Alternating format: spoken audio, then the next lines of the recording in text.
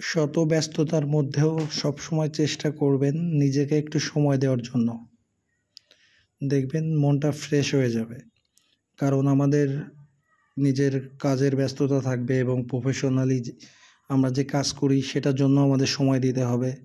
কিন্তু সব কিছুর পরেও যদি আমরা আমাদের জায়গাটা ঠিক রাখতে পারি, সঠিকভাবে আমাদের গন্তব্যে আমরা পৌঁছাতে চাই, তাহলে কাজের ব্যস্ততার মধ্যেও নিজে সময় দিতে হবে। নিজের হ্যাপিনেসটা কোথায় সেটা খুঁজে বের করতে হবে এবং নিজেকে খুশি রাখার সর্বোচ্চ চেষ্টা করতে হবে। কারণ আপনি যদি হ্যাপি থাকেন এবং আপনার কাজের মধ্যেও যদি আপনি শান্তি খুঁজে পান, তাহলে দেখবেন আপনি অনেক দূরে এগিয়ে যেতে পারবেন।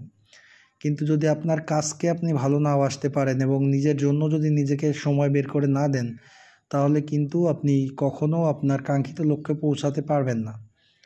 এই জন্য সবসময় চেষ্টা করবেন নিজের কাজকে প্রায়োরিটি দেওয়ার জন্য এবং যেটা করতে আপনার ভালো লাগে সেই কাজগুলো করবেন। অনেকে ঘুরতে যেতে পছন্দ করে, অনেকে বই পড়তে পছন্দ করে, আবার দেখবেন অনেকে মুভি দেখতে পছন্দ করে। এরকম যার যে কাজ করতে ভালো লাগে সবসময় চেষ্টা করবেন এই কাজগুলো করার জন্য। তাহলে দেখবেন আপনার মন মাইন্ড ভালো থাকবে।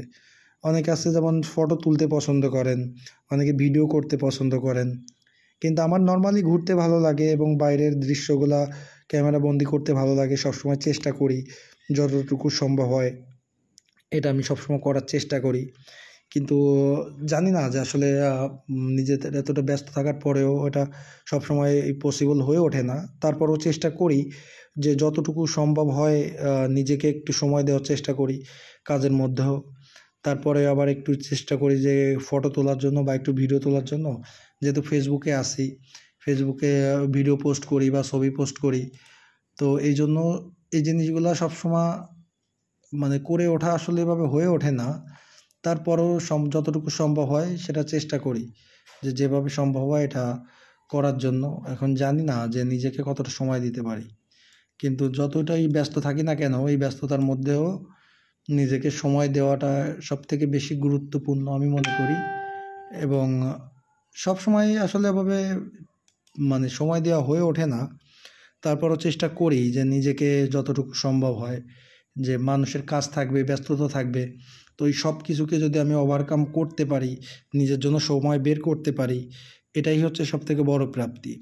কারণ আমাদের প্রফেশনালি হোক, পার্সোনালি হোক, আমাদের কাজ করতে হবে, কিন্তু এই কাজের মাঝেও আমাদের সময় বের করতে হবে এবং সঠিকভাবে পরিশ্রম করে যেতে হবে। কারণ প্রত্যেকের একটা কাঙ্ক্ষিত লক্ষ্য থাকে।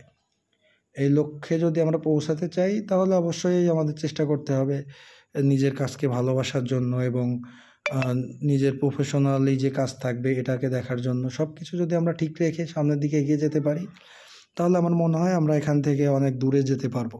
ঠিক আছে, সবাই অনেক ভালো থাকবেন, সুস্থ থাকবেন এই কামনা করি। সবাই সবার পাশে থাকবেন, সবাইকে সাপোর্ট করবেন, তাহলে দেখবেন